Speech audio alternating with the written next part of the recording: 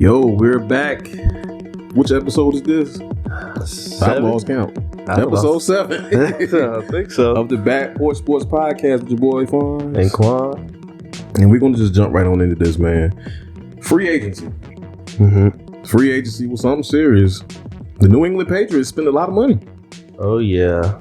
Matter of fact, shopping a lot. They went shopping. They got their stimulus check. And they was like, they gonna go ahead and buy up all the TVs and PS5s and PS5. Can't even get a TV no more, man. No, they done sold out. They got a lot of signings. Some of them, in my opinion, are good, and then some of them kind of shaky. Well, I'm gonna tell you the ones that I like. I like the Nelson Aguilar. That's his name. I like that signing.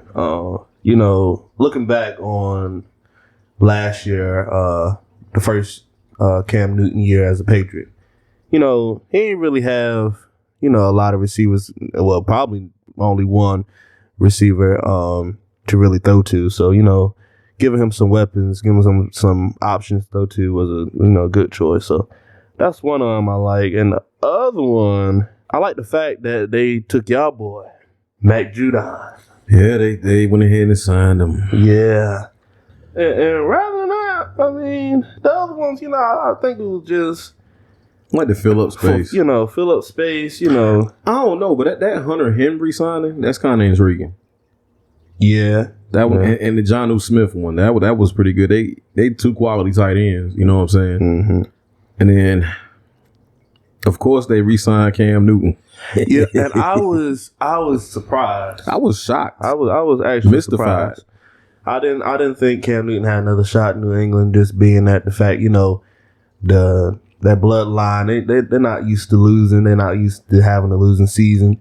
Yeah. And they had one last year, and I was, thinking, Cam Newton wasn't going to come back. But now they didn't re-sign him, and now they're putting pieces around him. So, I'm excited to see what he's going to do, even though, my opinion always going to be my opinion about Cam. Yeah, so. But, I'm excited to see, he got some wide receivers, and, they got some offensive line signings. Mm-hmm. Might be, they ain't got to run as much, Well, we'll see. August, September. Yeah. The one that really stuck out, and you kind of mentioned it, was the Matt Judon signing. Yeah, man, that was a steal. That was a steal and a half, and I don't think it was worth it. Why not? Well, he only had 6 sacks last year. Yeah. 6. Mm-hmm. That was not big money. No. And then if you look at the Ravens defense last year, while we did all right in turnovers, sacks was not the thing. No. We didn't hit the quarterback much. We hit the quarterback, we didn't sack him much.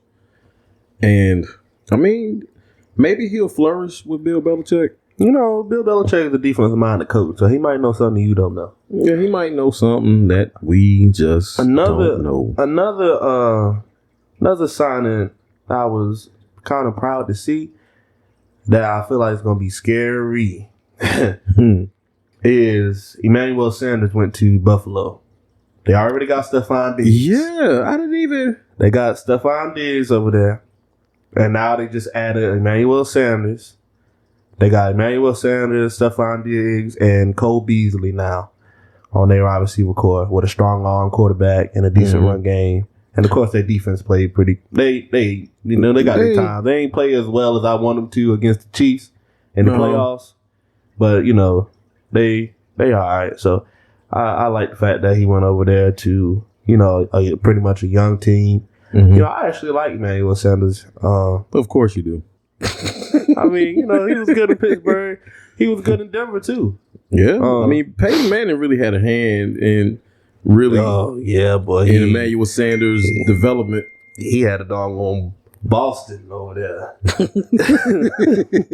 He had a Boston. Another one. And I'm kind of jumping around because not all the signings is very important, right? But I got to get a shout out to the New York Giants, man. Okay. I got a good feeling about what they doing over there in New York. Saquon Barkley's due to come back. Mm-hmm. After that injury, I really believe that's what kind of slowed them down a tad. Right. Being that they didn't have a run game until probably late in the season. But, man, they got Kyle Rudolph over there, tight end. A veteran guy that might be able to show Evan Ingram a few tricks, even though I believe Evan Ingram was the best tight end out of his class. He's a big tight end, got speed, got hands. They got John Ross over there. Yeah, but the big one they signed though, which that one shocked me, was Kenny Galladay. Like I was like, really? Yeah, yeah. I was like, y'all came to play. So y'all came to play. They making it now to where it shouldn't be an excuse for Daniel Jones not having an offense this year. They gave him weapons. They giving him weapons, and not just any type of weapons. They giving him good weapons. Yeah, I mean, with Kenny Galladay, if he stay healthy, he's easily a good receiver. He's very much so. Highly underrated, if you ask me.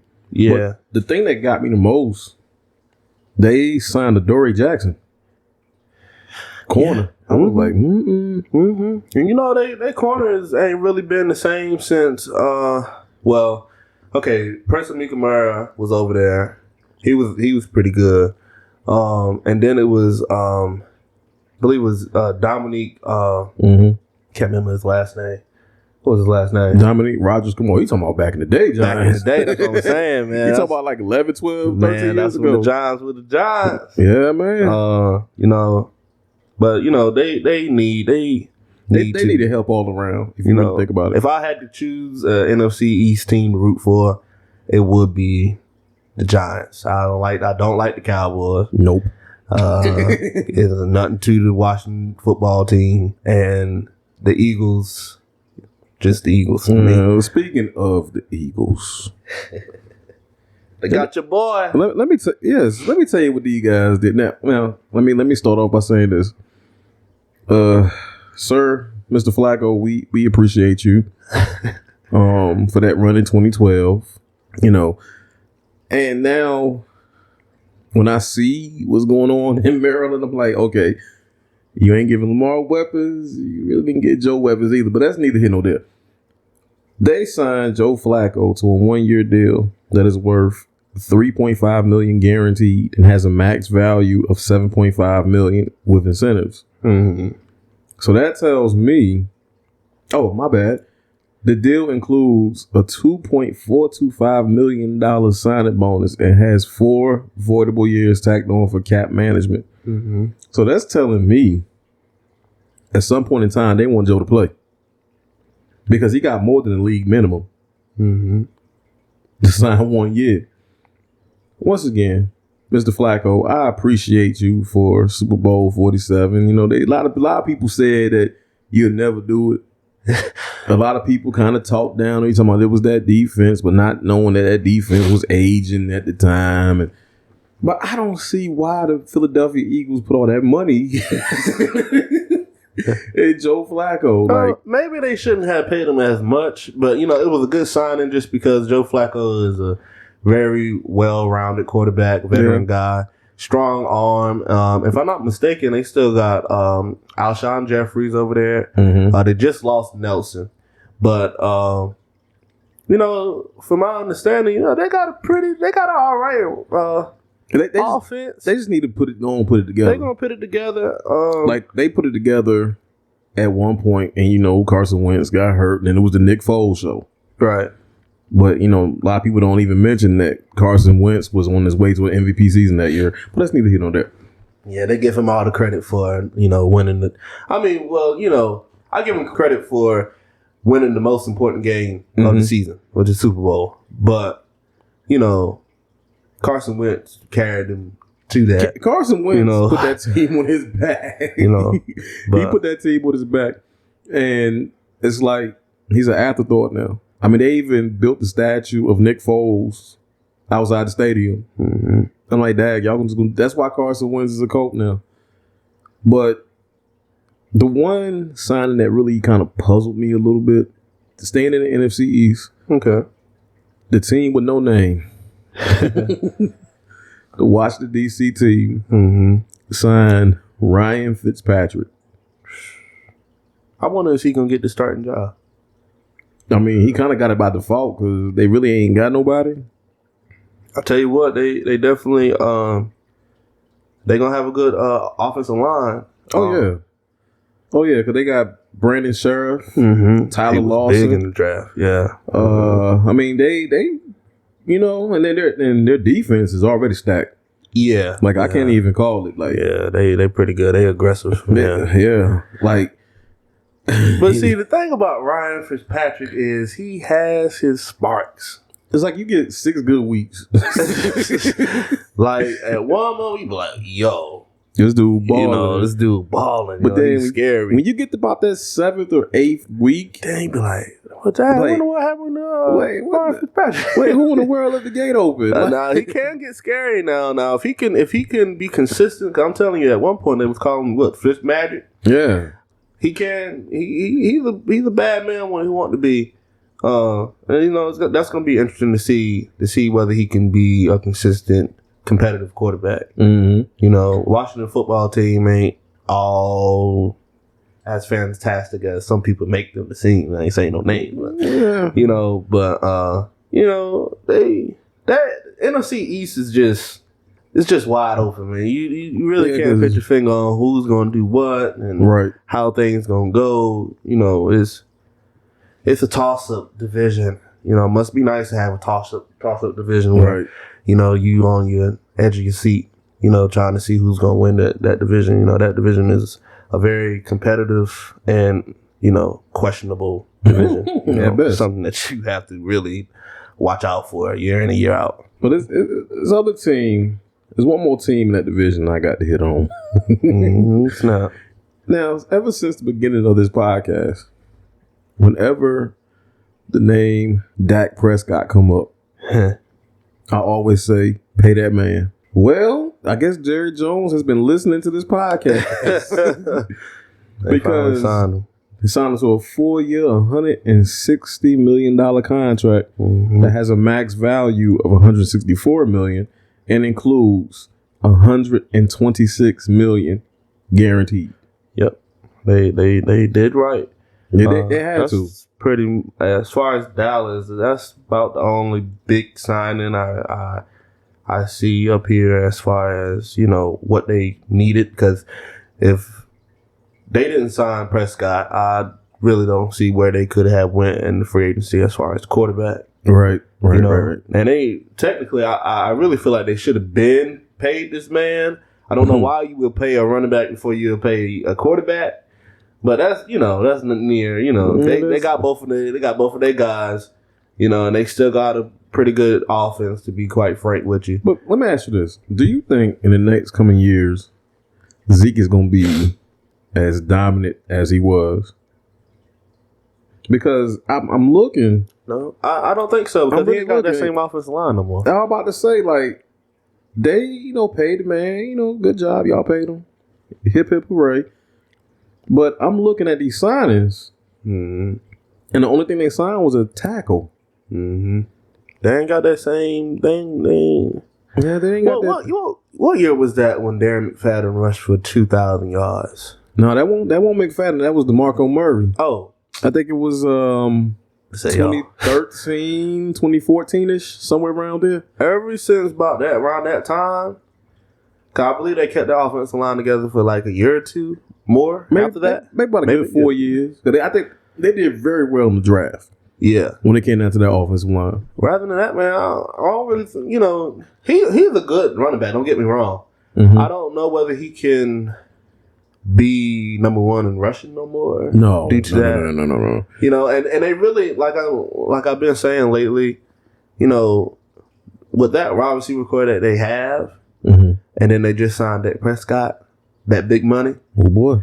They gonna get their money worth. They're gonna get their money's worth, even if he playing from behind the whole time. He gonna have to throw that rock. He gonna have to sling it. But switching gears, what's intriguing to me is that the Tampa Bay Buccaneers kept everybody except for AB. Except for AB. I don't know where he gonna go. Don't know where he gonna go. Don't know where he gonna wind up. But hey, even if this is it for him, like Michael Jackson. Oh no, that can't be it. Because once he said that, he became terminal. But yeah, we don't want to wish that on him. I mean, I ain't look. Please believe it. I'm not wishing that on that dude. I'm just saying he didn't even get to the tour. I mean, you know, and there ain't no Conrad Murray's around Tampa Bay. Oh God. Oh my God. But I'm just saying, I ain't mean to say that. It's already out there. Don't keep it too. But boy, you know, they kept everybody, so it remains to be seen with them. The Cardinals signed AJ Green. I mean, do they just like big receivers? They like physical, big go-getters. They Larry like Fitzgerald, D-Hop, AJ Green. But he has a tremendous injury history, though. I'm like, bruh. Kyler Murray? I'm trying to tell you. Dude, you up, man. Like, well, you don't even know what you got, man. I'm trying to tell you. If them boys, you have what I wish Lamar had, man. For real. If they stay healthy, them boys gonna be tough. They're gonna be a problem. I mean, they're gonna be a huge, huge problem. Let's not forget about the JJ Watt on defense. Oh, most definitely. They just got Malcolm Butler. They just signed him to a 1-year deal. Mm-hmm. I mean, I felt like that was a womp because yeah. I mean, his claim to fame was but he was still good over there in Tennessee, though. He was still good over there in Tennessee. I mean, after he left, it was more. I think with him, it was more of the leadership standpoint because he kind of bought that Patriot way. In a matter of speaking, even though Bill Belichick doodled on him, man, we're not gonna talk about that. But I mean, the Cardinals, man, yo. I'm telling you, man, that is you the have division. To go, you got to go get 10 wins outside. So I think the top 2 divisions to look out for this upcoming season will have to be the NFC East and the NFC. Just for the NFC, I'm gonna say that the NFC East and the NFC West. The Cardinals, the Rams, the 49ers, and the Seahawks, the Giants, the Cowboys, the Eagles, and the Washington football team. Those 2 divisions, they're going to be tough. But number 1 is the doggone NFC West. Oh, yeah. Because all 4 teams is known or has a physical defense. Right. You know, and, you know, they just, I don't know, man. I don't know who going to win that division, man. That's going to be tough. You say the NFC least is wide open. Yeah, I say the NFC West. I'm with you on the NFC West. Man, I'm telling you, man, that's something to watch. It's something to watch. But another thing to watch, though, you might not agree with me, but they in the back of my mind, the Jacksonville Jaguars. Look, man. Like, this is the thing to watch. This is gonna be the storylines to watch. First year head coach. In my opinion, it was a legendary college coach in Urban Meyer. You know, his claim to fame was Florida with Tim Tebow, and then he went to Ohio State. So, and then they had a pretty, I ain't gonna say impressive, but it was a pretty solid free agency. They picked up C.J. Beathard, which is a quarterback. They picked up Marvin Jones. You know, and a few other pieces. They traded for Malcolm Brown, which is defensive tackle. They picked up Shaquille Griffin. Oh, I'm gonna tell you one of the biggest deals, Tyson Alu. Oh, from Pittsburgh. Oh man, great. I mean, he's listed as a DN, but he really could play nose guard or nose tackle, whatever you want to call it. He's good at pitting that pressure in the middle of that defensive line, man. Yeah. That was a good one. What does that say? So did y'all re-sign him or he gone? Who that there? Tyson. No. Tyson the Little Lewis with Jaguar. Oh, see, I didn't see all that. Yeah, Tyson the Little Lewis with the. So what does that say about the Pittsburgh Steelers defensive line? Well, the Pittsburgh Steelers defensive line. No, the Pittsburgh Steelers in general. Listen, I don't know whether I even want to wear anything of Pittsburgh at this point. You know what? It's we looking a little watered down. Shell of yourself. I mean, you would think that we would go all out, being that this is the last year for number 7 as a Pittsburgh Steelers. Pretty much. I don't know why we didn't franchise tag Bud Dupree. Y'all didn't have the money because that franchise tag would have been expensive. But I'd rather let James Conner, Juju, and all the rest of the free agents go. TJ Watt and Bud Dupree was one of the best duos Bud Dupree came on late. He did. But he came right on time. And I don't feel like... I mean, he had a pretty good past 2 years. I don't feel like, nobody can really compare. We was uncomparable with those two on the field. It was like Superman and Batman on each side. But now you just got Batman. But, nevertheless, we still got some veteran guys out there. It's just not, it's just next man up. And, I'm looking for Alex Highsmith to do his just. He filled in for Bud Dupree when he got injured. He got a few sacks. He did all right, for the end part, even though it was about too late by then, because that's when we started falling apart. But, our defensive line, the Pittsburgh Steelers, I don't know. We don't have the money. We don't have the highest draft pick. That 11-0 probably really bit us in the butt more than it helped us. It really did if you look at the end result. At the end of end results. But, we shall see what's going to happen. Well, don't feel bad. Because you just lost one pass rusher. If you travel down the interstate, hit Russell Street, I think it's 1110 Russell Street, Baltimore, Maryland. We lost Matt Judon and Ngakoue. Yeah, why y'all let go of Ngakoue? I felt like in that moment, I would have let Judon walk. Yeah. Because he started his rookie year, he kind of started off strong, but then he started waning because he wasn't getting the production. But he was looking for high dollar. But Ngakoue, that one kind of stung for the simple fact, paired with somebody else, because we kept Tyus Bowser. But I feel like Ngakoue and Tyus Bowser, that would have been good. Right. And still got Derek Wolf. So. And we still got Wolf. We still got Bowser. And Calais Campbell. Still got Calais Campbell. So we'll be okay. But if you're looking for sacks, don't come to Baltimore because hey, listen, man, we the AFC North. We gonna blitz. I mean, we retool. We gonna do what we do. One side that I do not like in the AFC North is the Cincinnati Bengals took the Pittsburgh Steelers dime corner away, Mike Hilton.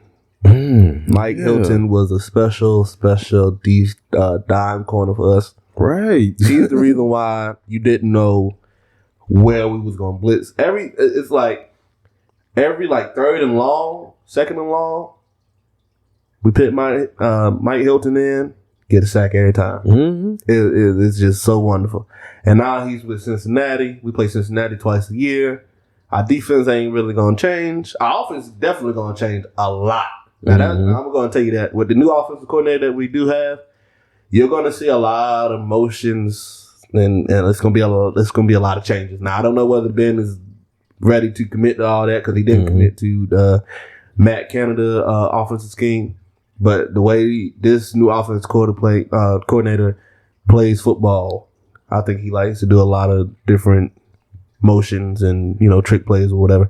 But, I don't appreciate that, Cincinnati. You ain't have to do it like that, And Mike Hilton, you keep your mouth closed. Don't tell them nothing about how we do things. Man, look, tell it all. And then, give Cincy a chance, man. Nah, they trying to wake up. The campaign is make Cincinnati great again.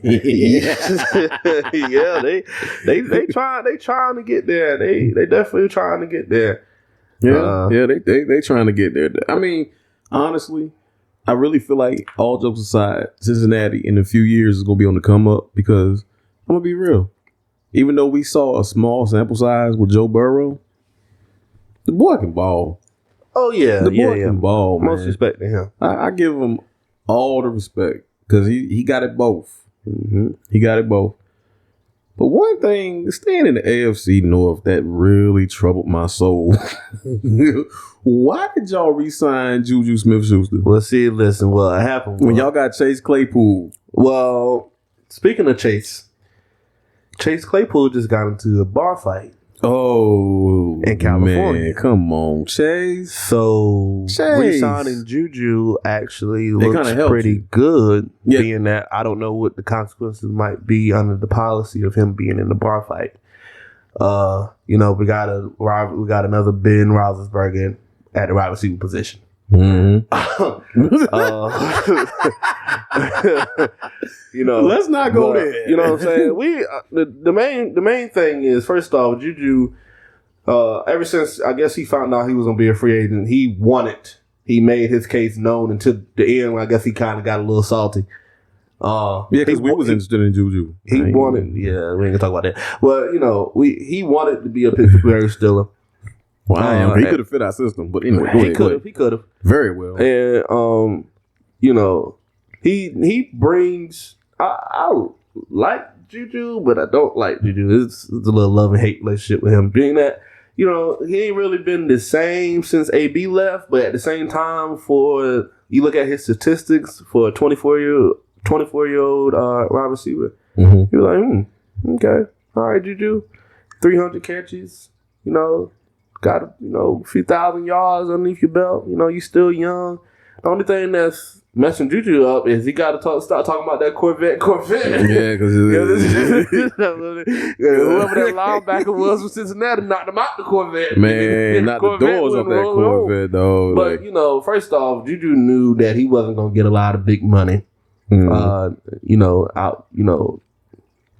deal. Baltimore was looking at him, and I really believe the reason why Baltimore was looking at him, for one, y'all been itching to get a veteran guy who's still young, but physical, fight for first downs. And then too, as a receiver, can block for the run game. Yeah, that too. And then Kansas City came on real strong at the end, but by that time it was already too late. Now he did take a huge pay cut. He did. He only signed a 1 year for $8 million. I believe. Baltimore offered him $9 million. Kansas City offered him $13 million. Mm-hmm. And it's the contract that he took from Pittsburgh, not our situation in our cap space. But for him, really, it's going to benefit him next year. Next year, he's not going to take the one. Yeah, he's going to get some money next year. So it was a smart decision, being that he ain't got to go. He ain't got to go out and really prove himself. Mm-hmm. With a new team. That's always the struggle going to a new team. You got to bring your best. You got to learn new playbooks. You got to do this, do that. Right. He come back home. We already know what he's about. We got a few other wide receivers who's young. And I really believe he's comfortable in Pittsburgh. To be honest, I really don't think it was much about the money. Obviously, I really think it was about him wanting to be in Pittsburgh just because I guess he likes just the city of Pittsburgh.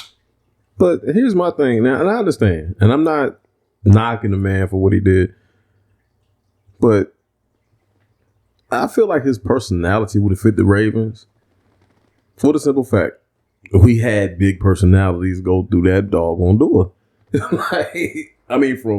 From Steve Smith to Ray Lewis, Terrell Suggs. He would have fit, but you know what?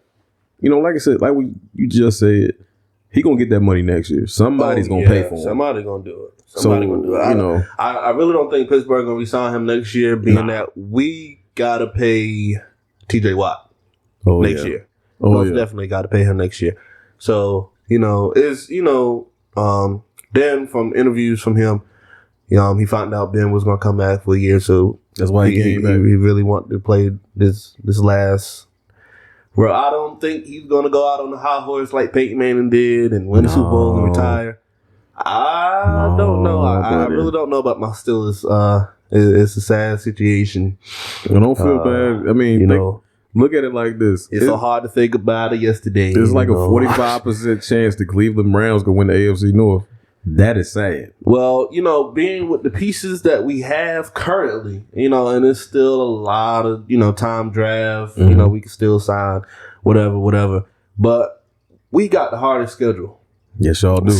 Number one. That's number one for us. Number two for Baltimore. And probably the AFC North probably has the hardest schedule this year, being that we had 3 teams make it to the playoffs. Yeah, and then we all got to look forward to Patrick Mahomes, which Lord Jesus. See, the first time we played Patrick, we got smoked, but that boy was on the tail, man. It was actually a shootout for a little while, and then things it was like 21 skunk in the first quarter. And next thing I know, y'all clawing back. But I'm like, it's too much, too little, too late. It was too late. But, we got to look forward to playing Patrick Mahomes again. We got to look forward to playing the Tennessee Titans again, which, I don't really know why. I don't know what people trying to do. They trying to destroy us. We got to play former Steelers defensive players. No, that's the way we got to face Bud Dupree on the opposite side. You side. can't even call it like that. That's the way the schedule's set up. You can't help what free agency does. I'm just saying, but, it just hooey. I sure hope. It said what? It hooey. But I sure hope that we build this offensive line, because we gonna need it. Yeah. But I don't know. I don't really know too much about that Pittsburgh situation, man. But it's not over. It's not over because we still got the draft.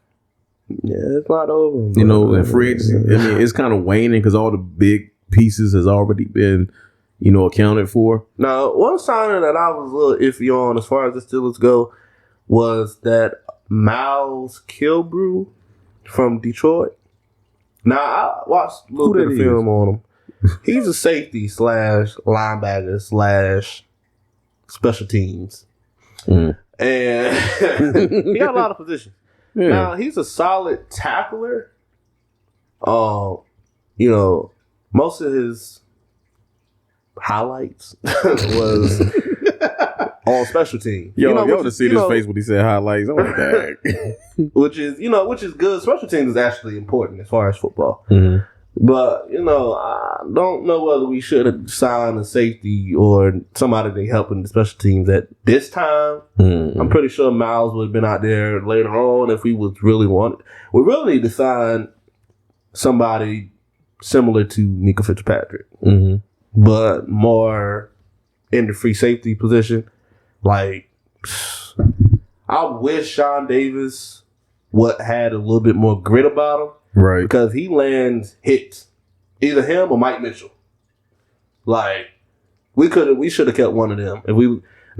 This is just me being in my little fantasy world. But, Mika Fitzpatrick, maybe a free safety like Mike Mitchell. Mm-hmm. But that play in the box that would remind you of a 43, even though nobody could ever play like my boy 43. No. Troy Polamalu was different. But you know what I'm saying? I don't know, man. I don't really know what that Pittsburgh is doing up yonder in Pennsylvania. We looking a little shabby. People already doubting us already. Well, don't get your hopes up because you talking about don't get your hopes up. At the end of the day, Pittsburgh is still a solid team. I'm throwing up in the back of my throat saying this. But Pittsburgh is a solid team. But to switch gears for a second to talk about something really serious. Let's talk about Deshaun Watson for a second. I'm a little concerned. Not at what's going on, but the timing. Mm-hmm. It's oddly crazy that these allegations come up against him, and let me pause right there. I'm not going to talk about guilt or innocence or anything. I'm not going to be political about it. But it's oddly funny that these allegations come up when he says he wants out of Houston. Well, yeah, they do anything to try to keep somebody hostage. It's ridiculous. Now, I'm not proclaiming, it ain't looking good. But looking at these signings, though, he might want to stay in Houston. He might want to stay for him just for a little while. Just for a little while. I mean, really though, they got Mark Ingram, Philip Lindsay from Denver, who I know very well because he ran all over Pittsburgh. I mean, that little guy. It's hard to tackle. It's already hard to tackle short players because if you're like 6'1" and you got to tackle like a 5'7" guy, you got to get lower. And by the time you even position yourself to get lower, he's gone. He done ran past you. But that's how players like what's my man name for me? The Philadelphia Eagles. Darren Sproles. There you go, little man. Now he's strong. He's tough. But, what really gets him is his speed and his size. Because you can't tackle him because you got to get so low. You got to darn near get on your knees to tackle him. Yeah. And I can give you another one that was really, like, short but stocky. That daggone Ray Rice. Couldn't nobody really tackle that dude like that. Nah, man. He was his size, man. Yeah. His size. But they got Mark Ingram, Philip Lindsay. They didn't sign Desmond Trufant. No, Desmond King. Excuse me. They signed some players now. But getting back, looking at all these signings. Yeah, I mean, but getting back to it though, like, notice he's not being charged. He's just being sued.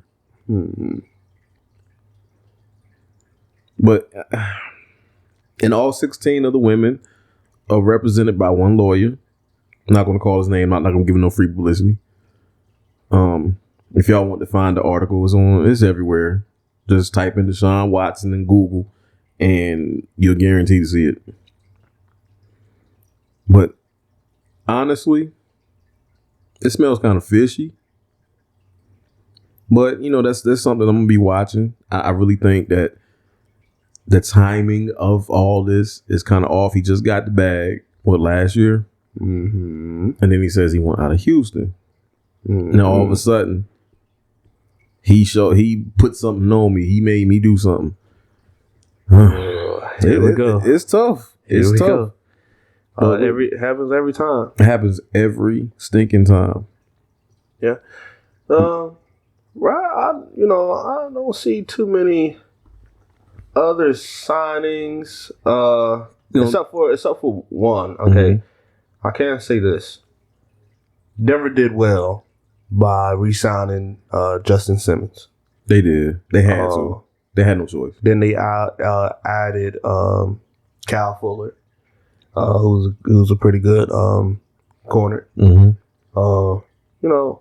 Outside of that, I don't see too many other signings that is reasonable to really talk about, and that's not to disrespect any player out there, but at this time, we still early into this new league year in the NFL. Right. I really don't see too many other signings, man. So yeah. But and like I said, it remains to be seen. We still got a draft. They're not having the scouting combine this year due to COVID. Daggone Rona, but they ain't gonna have it this year. So it's gonna be a little different, but like I said, the draft is coming. Everybody ain't gonna put all that money out there because they still got to sign their draft picks. But with that, we're gonna shut it down. Yep, shut it right on down. Before I leave, I got to do this. I recently went to New Jersey, and the reason why I went up there, I found out that my brother Jamar Robinson has passed, and so I'm dedicating this episode to my brother. So my family, pops, sis, just know I love you. And together we gonna get through this. We gonna do it right. And like I said, we gonna keep on moving. And if y'all listening, y'all know what I'm talking about. We gonna keep on moving regardless. But this has been the Back Porch Sports Podcast with your boy Fonz and Quan. And we out of here.